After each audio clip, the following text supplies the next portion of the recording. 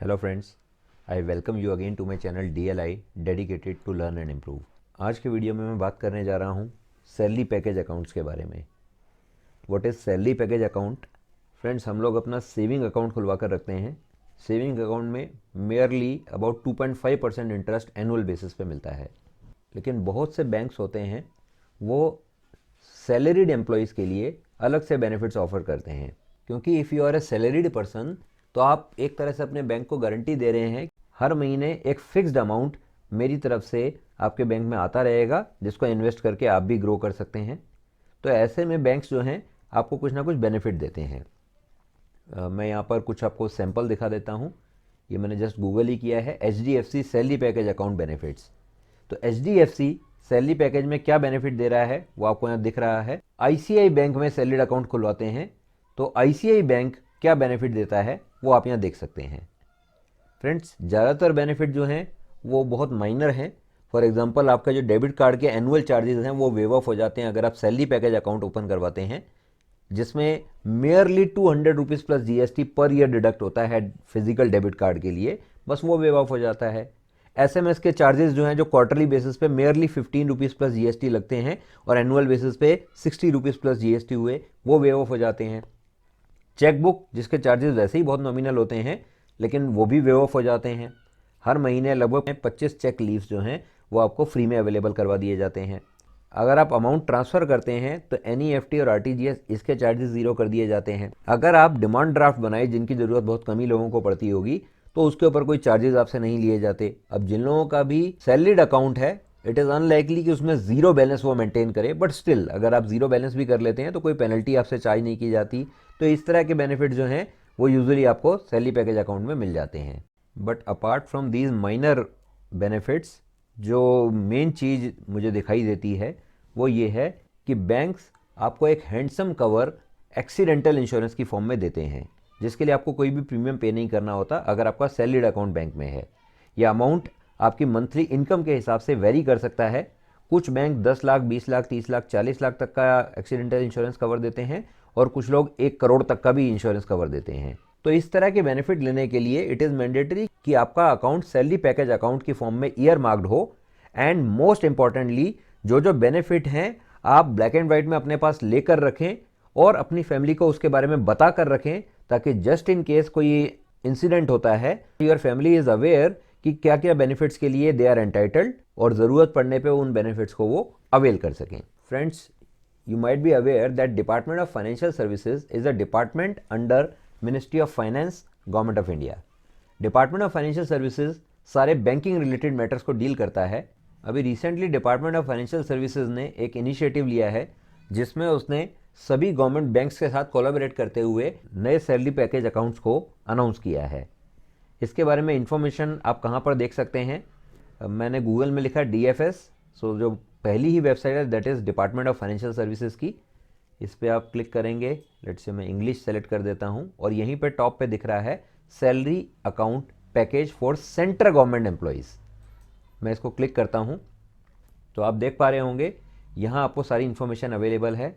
Comparison table for salary package account, click to download comparison table in Excel. और अगर आप particular किसी bank की वेबसाइट पे जाके सिर्फ उसी के सैलरी पैकेज अकाउंट में क्या क्या बेनिफिट मिल रहे हैं वो देखना चाहते हैं तो ये सारे लिंक्स भी यहाँ अवेलेबल हैं। तो आपका जो भी बैंक है या जिस भी बैंक में आप अकाउंट ओपन करवाना चाहते हैं salary package account, if you are not already having one, तो आप यहाँ से क्लिक करके डिटेल्स उस पर्टिकुलर बैंक की देख सकते हैं। अभी मैं कंपेरिजन पे जाता हूँ तो मैं एक्सेल को डाउनलोड कर रहा हूँ। तो अभी जो एक्सेल डाउनलोड हुई है मैं उसको ओपन कर लेता हूँ। तो आप यहाँ देख पा रहे होंगे लेफ्ट साइड में जो हेड्स हैं वो इसने मेंशन किए हुए हैं, दैट इज़ किन हेड्स में आपको बेनिफिट मिलेंगे। और यहाँ राइट में सारे गवर्नमेंट बैंक्स के नाम अवेलेबल हैं और वो क्या क्या बेनिफिट दे रहे हैं वो शो कर रखा है। यहाँ इन्होंने फ्रीज पेन किया हुआ है, मैंने अपने एक्सेल की जो सीरीज़ है उसमें बताया हुआ है फ्रीज पेन के बारे में। तो आप राइट क्लिक करते जाएंगे तो आपको सारे बैंक्स दिखते जाएंगे और लेफ्ट साइड में जो फीचर्स हैं वो यहीं पर विजिबल रहेंगी। तो कंपेरिजन को एक बार देखते हैं। Personal accident death insurance. तो friends, you might be aware that government में 3 अलग अलग ग्रुप्स के एम्प्लॉयज़ रहते हैं, group A, group B, group C के। तो तीनों के लिए अलग अलग बेनिफिट इन्होंने मेंशन किए हैं और ये अमाउंट इन लैक्स है। तो 100 लाख मीन्स 1 करोड़। तो bank of India group C employees के लिए ऑफर कर रहा है कि अगर आप हमारे यहाँ पे सैलरीड अकाउंट ओपन करवाते हैं तो आपको personal accident death insurance up to 1 crore मिल रहा है, जिसके लिए आपको कोई प्रीमियम पे करने की ज़रूरत नहीं है। ग्रुप बी के लिए अमाउंट 2 करोड़ है और ग्रुप ए के लिए अगेन 2 करोड़ है। अब इनके साथ कोई टर्म्स एंड कंडीशन इन्वॉल्व हैं या नहीं, उसकी डिटेल के लिए आई विल सजेस्ट कि आप उस बैंक की वेबसाइट पे जाके पर्टिकुलर डॉक्यूमेंट को रीड कर लें और उसकी जो ब्रांच है उसको विजिट भी कर लें। मोस्टली आई वुड प्रेफर कि आप वेबसाइट से ही इंफॉर्मेशन पढ़ें ताकि आपके पास ब्लैक एंड वाइट में रहे जो भी आप पढ़ रहे हैं, क्योंकि वर्बल डिस्कशन ज़रूरत पड़ने पे एज अ रेफरेंस आप प्रोड्यूस नहीं कर सकते, लेकिन ये डॉक्यूमेंट हमेशा आपके पास रहेगा तो आप उसको स्टोर करके रख सकते हैं। तो पर्सनल एक्सीडेंट कवर में आप सारे बैंक्स को कंपेयर कर सकते हैं।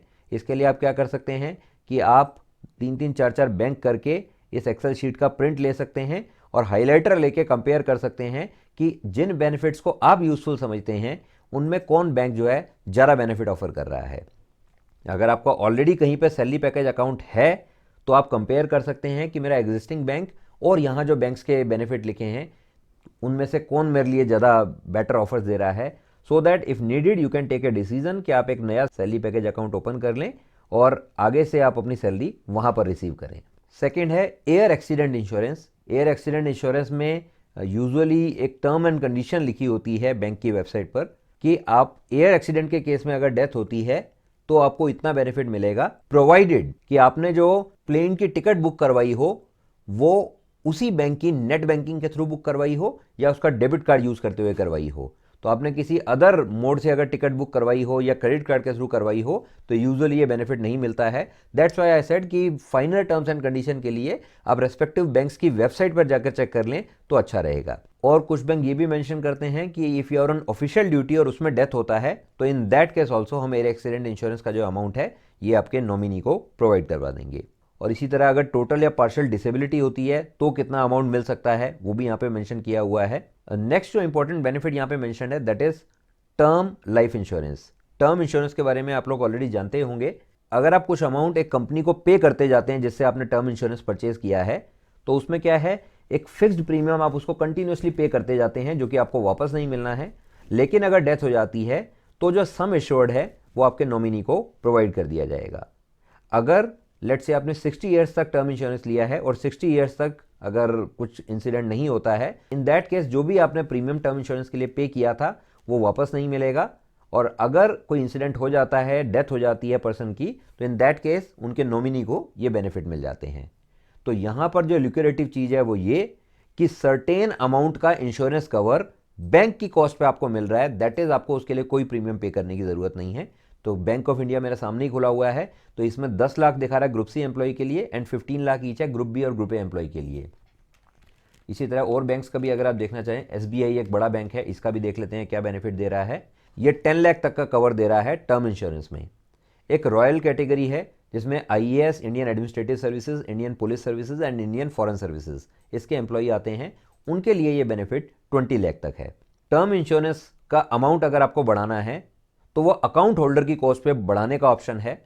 तो जैसे एसबीआई का सामने खुला हुआ है, अप टू 100 लाख यानी अप टू 1 करोड़ तक का टर्म इंश्योरेंस मिल सकता है और premium will be based on age, जिसका amount will vary from 245 to 925 पर लाख प्लस जीएसटी।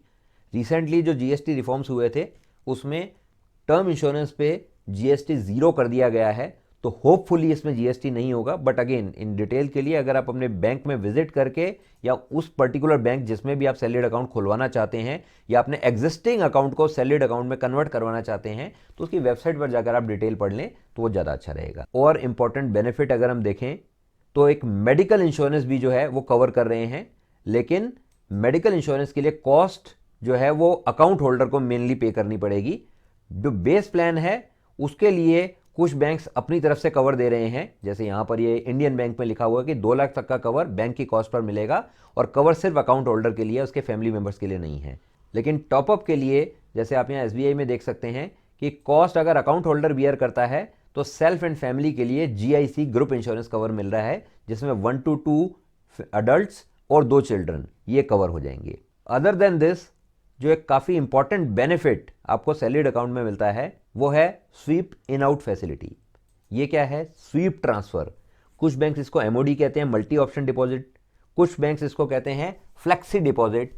ये होता क्या है, आप अपने बैंक को एक स्टैंडिंग इंस्ट्रक्शन दे देते हैं कि एक मिनिमम थ्रेशोल्ड अमाउंट मैं आपको बता रहा हूं, इतना आप मेरे सेविंग अकाउंट में मेंटेन कीजिए और इससे ऊपर का जितना भी अमाउंट आपको मिल रहा है आप उसकी 1 ईयर की एफडी क्रिएट कर दीजिए। जैसे एसबीआई में यहां लिखा है मोर देन 25,000 का अमाउंट जो है स्वीप हो जाएगा। स्वीप की ड्यूरेशन आप मेंशन कर सकते हैं कि आप वीकली बेसिस पे स्वीप कर लीजिए, आप मंथली बेसिस पे स्वीप कर लीजिए। अब नॉर्मली अगर आपका सैलरीड अकाउंट है तो उसमें मंथ में एक बार ही सैलरी आती होगी, लेकिन अगर वो फ्रीक्वेंट ट्रांजैक्शन होती हैं, बैलेंस और आता जाता है, तो आप अपने बैंक को ये भी इंस्ट्रक्शन दे सकते हैं कि आप वीकली बेसिस पे जो भी अमाउंट आपको 50,000 की एक्सेस में मिल जाए आप उसकी एफडी कर दो। और एसबीआई में यहाँ सामने लिखा है कि मिनिमम 15,000 का एफडी क्रिएट होगा और उसके बाद in multiples of 5,000। That is अगर किसी पॉइंट ऑफ टाइम पे आपके बैंक अकाउंट में 67,000 रुपीज़ हैं तो 50,000 से ऊपर का जो अमाउंट है दैट इज 17,000 वो एफडी के लिए एलिजिबल होगा। लेकिन यहां लिखा है मिनिमम 15,000 होने चाहिए तभी एफडी क्रिएट होगी और उसके बाद मल्टीपल ऑफ 5,000 में, यानी पूरे 17,000 की एफडी क्रिएट नहीं होगी, 15,000 की ही क्रिएट होगी। और इसके लिए हमें बॉदर करने की जरूरत नहीं है, सिस्टम ऑटोमेटिकली करेगा। अगर आपको लगता है कि अमाउंट आपको किसी को ट्रांसफर करना है या आपने किसी को चेक देना है या आपको एटीएम के थ्रू कैश विदड्रॉ करना है तो इसमें एफडी ब्रेक करने के लिए आपको चिंता करने की ज़रूरत नहीं है। अगर आपकी एफडी क्रिएट होने के बाद अगर आप किसी को अमाउंट ट्रांसफ़र करते हैं तो जो आपकी एफडी प्री मैच्योरली ब्रेक होगी तो उस पर आपको इंटरेस्ट कैसे मिलेगा उसकी डिटेल्स के लिए मैंने एक वीडियो पहले ही बनाकर अपनी MS एक्सेल सीरीज़ में अपलोड कर दिया था, जिसका लिंक मैंने डिस्क्रिप्शन में दिया है, आप चाहें तो वहाँ जाकर उसको देख सकते हैं। स्वीप इन में क्या होता है, लीफो का प्रिंसिपल फॉलो होता है, लास्ट इन फर्स्ट आउट। ये मैं एक एग्जांपल देके बताता हूँ। अगर मान लीजिए आपके अकाउंट में 1,25,000 पड़े हैं तो आपने बैंक को कहा कि मेरी 50,000 की थ्रेशोल्ड लिमिट आप डिफाइन कर दो क्योंकि इतना अमाउंट तो मुझे कभी भी ज़रूरत पड़ सकती है। इसके ऊपर का जो अमाउंट दिख रहा है दैट इज 75,000, उसकी आप 1 ईयर की एफडी कर दो, वो 1 ईयर की एफडी होगी। लास्ट एफडी होने के बाद सैलरी आई तो इसमें जो भी अमाउंट इन एक्सेस ऑफ 50,000 होगा उसकी एक और एफडी क्रिएट हो जाएगी। इस तरह से मल्टीपल एफडी आपकी क्रिएट होती जाएंगी। अब मान लीजिए कि मुझे किसी को 80,000 का चेक देना है, मैंने उसे चेक दे दिया तो सिस्टम क्या करेगा, लास्ट जो भी एफडी हुई थी उसको ब्रेक करेगा और ब्रेक करके जो 80,000 का अमाउंट है वो जब इकट्ठा हो जाएगा वो उस पर्सन को ट्रांसफर कर देगा। ये सब काम बैकएंड में और इंस्टेंटली होगा, इसके लिए आपको बॉदर करने की जरूरत नहीं है। इसका पॉजिटिव पॉइंट ये है कि मंथली बेसिस पे आपके अकाउंट में सैलरी आ रही है। अब मंथली बेसिस पे सब लोग इतना ध्यान नहीं रखते हैं कि नीड बेसिस पे एफडी करवाते रहें, यहाँ सिस्टम ऑटोमेटिक आपकी एफडी क्रिएट करता रहेगा। इसका ड्रॉबैक ये है कि ये लीफो का प्रिंसिपल फॉलो होता है, यानी नॉर्मल एफडी में जहां आपको लिबर्टी मिलती है कि कौन से पर्टिकुलर अमाउंट की कौन सी एफडी मुझे ब्रेक करनी है वो आप डिसाइड कर सकते हैं, यहां पर वो लिबर्टी आपके पास नहीं रहती है, तो इसका एक ड्रॉबैक भी है। ज़्यादा डिटेल के लिए इसी एक्सेल में बॉटम पे डिटेल्स ऑफ द प्रोडक्ट का ये PDF भी दे रखा है और बैंक की वेबसाइट का लिंक भी यहाँ पे दे रखा है जहाँ सारी इन्फॉर्मेशन है। मैं आपको जस्ट एक क्लिक करके दिखा देता हूँ। तो मैंने SBI की वेबसाइट के लिंक पे क्लिक किया था, मैं इस वेबसाइट के उस पर्टिकुलर पेज पे आ गया हूँ जहाँ पे ये सैलरी अकाउंट की डिटेल दिखा रहा है। यहाँ आप देखिए सारे हेड्स में इन्फॉर्मेशन है, तो जिस हेड के बारे में आप इन्फॉर्मेशन जानना चाहें आप क्लिक कर उसको देख सकते हैं। फॉर एग्जाम्पल मैं यहाँ पे बैंकिंग फैसिलिटी पे क्लिक करता हूँ तो मिनिमम बैलेंस रिक्वायर्ड नहीं है, यही सब बेनिफिट जो उस एक्सेल में लिखे थे वो सब यहाँ पर थोड़ा डिटेल में लिखे हुए हैं। अच्छा, एक बेनिफिट मैं और आपको यहाँ बता दूँ कि SBI के सैलरी पैकेज अकाउंट में SBI रिश्ते की भी एक स्कीम मिलती है जिसमें फैमिली का सेविंग अकाउंट आप ओपन करवा सकते हैं और आपके बेनिफिट फैमिली के लिए भी एक्सटेंड हो जाएंगे। आप अपने स्पाउस, चिल्ड्रन, पेरेंट्स, सिबलिंग्स इन सब के लिए SBI रिश्ते स्कीम में एनरोलमेंट करवा सकते हैं। मान लीजिए मैं अपने स्पाउस का SBI में सेविंग अकाउंट ओपन करवाता हूँ और उसको फ्लैग करवाता हूँ कि मेरा एक सैलरी पैकेज अकाउंट है और SBI रिश्ते स्कीम के अंडर आप इनको भी उसमें कवर कर दो, तो मैक्सिमम 4 अकाउंट्स तक सेम बेनिफिट एक्सटेंड हो जाएंगे। क्या बेनिफिट आप यहाँ सामने पढ़ सकते हैं, तो ये सब बेनिफिट जो हैं ये रिश्ते अकाउंट में आपके फैमिली मेंबर्स को भी मिल जाएंगे। In that case even if they are not in service, they are not employee of any organisation, तो भी उनको ये बेनिफिट मिल जाएंगे आपके अकाउंट से लिंक करके। मैं इसको क्लोज करता हूँ। इंश्योरेंस के बेनिफिट यहाँ पर डिटेल लिखी हुई हैं। पर्सनल एक्सीडेंट इंश्योरेंस तो जो सेंट्रल गवर्नमेंट परमानेंट एम्प्लॉई हैं उनके लिए 100 लाख यानी 1 करोड़ तक का है, और जो IAS, IPS और IFS, आई थिंक ये टाइपो एरर है, IFS is Indian foreign services, तो जो रॉयल सर्विस के ऑफिसर हैं उनके लिए 1.3 करोड़ का कवर यहाँ पर मेंशन किया हुआ है। और क्या क्या बेनिफिट हैं आप यहाँ पर देख सकते हैं। Term insurance and health insurance भी जाते हैं तो यहाँ आप देख सकते हैं क्या बेनिफिट हैं। फैमिली के लिए 1 अडल्ट से 2 अडल्ट प्लस 2 चिल्ड्रन इनका कवर मिल जाएगा, और इसके लिए प्रीमियम भी यहाँ पे मेंशन किया है कि इस अमाउंट से स्टार्ट होता है। कितना कवर है वो डिटेल आपको बैंक जाकर ही मिल पाएगी, तो ये हेल्थ इंश्योरेंस जो है ये ऑन कॉस्ट बेसिस है। आप देख सकते हैं लिखा भी है cost to be borne by customer. Term life insurance में ये वो बेनिफिट लिखे हैं जिसके लिए कस्टमर को पे करना पड़ेगा। तो cover will be provided only to salary package account holder. यहाँ आप देख सकते हैं click here to open new account. अगर आप नया अकाउंट एसबीआई में खुलवाना चाहते हैं अंडर सैलरी पैकेज, और click here to convert to salary account, that is आपका एग्जिस्टिंग अकाउंट ऑलरेडी एसबीआई में है और आप उसको सैलरी पैकेज में कन्वर्ट करवाना चाहते हैं तो आप यहाँ क्लिक कर सकते हैं। ये फॉर्म ओपन होकर आ गया सामने, तो आप इसको फिल कर देंगे। स्वीप की फैसिलिटी मैंने उसके प्लस और माइनस पीछे मेंशन किए थे, तो अगर आप चाहते हैं कि आपको स्वीप की फैसिलिटी चाहिए तो आप यहाँ पे मेंशन कर दीजिए, नहीं चाहिए तो आप यहाँ क्लिक कर दीजिए I do not wish to avail of this facility. ये सारी डिटेल भरकर आप ये फॉर्म अपने बैंक में जमा करा दीजिए और उसके बाद आपका जो अकाउंट है वो सैलरी पैकेज अकाउंट में कन्वर्ट हो जाएगा। उसके बाद आप अपनी नेट बैंकिंग में जाके चेक करेंगे तो टाइप ऑफ अकाउंट में आपका CGSP करके लिखा होगा, central government salary package account. अब वो प्लेटिनम है या किस कैटेगरी का है वो आपकी मंथली सैलरी पे डिपेंड करता है, तो अकॉर्डिंगली आपको वहाँ पे टाइप ऑफ अकाउंट और क्लास ऑफ अकाउंट वो भी शो कर देगा, उसी के अकॉर्डिंग आपको बेनिफिट मिलेंगे। So friends, this is all about salary package accounts in various banks. ऐसा ज़रूरी नहीं है कि आपके अकाउंट में अगर सैलरी आ रही है तो वो बैंक के रिकॉर्ड में सैलरी पैकेज अकाउंट की फॉर्म में ही मार्क हो। इट इज़ सजेस्टेड दैट आप अपने बैंक को अप्रोच करें या उनके कस्टमर केयर में कॉल करें और उनसे एक बार कंफर्म करें कि क्या आपका अकाउंट जिसमें अगर आपकी सैलरी आ रही है, if you are a salaried employee, तो क्या वो सैलरी पैकेज अकाउंट की फॉर्म में मार्क्ड है। इफ़ नॉट तो टॉप प्रायोरिटी पे आप अपने अकाउंट को सैलरी पैकेज अकाउंट में कन्वर्ट करवा दें, क्योंकि ये वन टाइम एक्सरसाइज है, इसके लिए अलग से आपको कुछ नहीं पे करना और बहुत सारे बेनिफिट इससे एसोसिएटेड हैं। फ्रेंड्स, यहाँ पे एक बात मैं मेंशन करना चाहूँगा कि सैलरी पैकेज अकाउंट बहुत समय से एग्जिस्टेंस में है। आप में से बहुत लोगों ने हो सकता है कि इनको ऑलरेडी एक्टिवेट करवा भी रखा हो। Salary package account corporate employees के लिए भी होते हैं, स्टेट गवर्नमेंट एम्प्लॉयज़ के लिए भी होती हैं, सेंट्रल गवर्नमेंट एम्प्लॉयज़ के लिए भी होते हैं। मैं आपको यहाँ पर दिखा देता हूँ। आप गूगल में अगर लिखेंगे SBI state government salary package account, SBI एक बड़ा बैंक है इसलिए मैं इसकी वेबसाइट पर जाकर ये डिटेल आपको शो कर रहा हूँ। तो मैं इसको क्लिक करता हूँ तो आप यहाँ देख सकते हैं आपकी नेट मंथली सैलरी, यानी कितनी सैलरी आपके बैंक अकाउंट में क्रेडिट होती है मंथली बेसिस पे, उसके हिसाब से आपको कैटेगराइज किया जाता है। अगर आपकी सैलरी 10 से 25,000 पर मंथ के बीच में है तो आपको सिल्वर कैटेगरी में मार्क करेगा एंड सो ऑन। और सबके बेनिफिट्स अलग अलग होंगे, तो जितनी ज़्यादा सैलरी होगी उतने ज़्यादा बेनिफिट मिलेंगे। तो जैसे ही आपकी सैलरी इंक्रीज़ हो, तो मान लीजिए भी आपका गोल्ड कैटेगरी में अकाउंट है और आपकी सैलरी जो है 50,000 को पार कर गई, तो आप अपने बैंक को अप्रोच करके उसको अपग्रेड करवा लीजिए, उसको डायमंड कैटेगरी में कर लीजिए, सो दैट आपके बेनिफिट बढ़ जाएं। आपका एक्सीडेंटल कवर, आपका इंश्योरेंस कवर, ये सब इसमें बढ़ जाता है। तो प्लीज़ मेक श्योर कि जैसे ही आपकी सैलरी इस रेंज को क्रॉस करती है तो आप अपना अकाउंट साथ के साथ एक्टिवेट करवा लें। यहाँ benefits to the employer and benefits to the employee ये मेंशन कर रखे हैं, आप चाहें तो इसको भी देख सकते हैं। अभी जो सेंट्रल गवर्नमेंट ने अनाउंसमेंट की है उसमें सेंट्रल गवर्नमेंट एम्प्लॉयज़ के लिए सैलरी पैकेज को कॉम्प्रिहेंसिव बना दिया गया है, जिसमें आपके सैलरी पैकेज अकाउंट के साथ term insurance, medical insurance, credit card, ये सारे बेनिफिट क्लब कर दिए गए हैं और जो एग्जिस्टिंग बेनिफिट है उनको थोड़ा सा एनहेंस कर दिया गया है, जिसकी डिटेल्स मैंने पीछे मेंशन की हैं। तो आप में से जो भी स्टेट गवर्नमेंट के भी एम्प्लॉई हैं या कॉर्पोरेट एम्प्लॉयज़ हैं, अगर उन्होंने ऑलरेडी सैलरी पैकेज अकाउंट नहीं एक्टिवेट करवा रखा है तो काइंडली अपने एग्जिस्टिंग बैंक को कॉल करके उनसे इंक्वायर कीजिए क्या क्या बेनिफिट आपको सैलरी पैकेज अकाउंट के अंदर आपका बैंक ऑफर कर रहा है।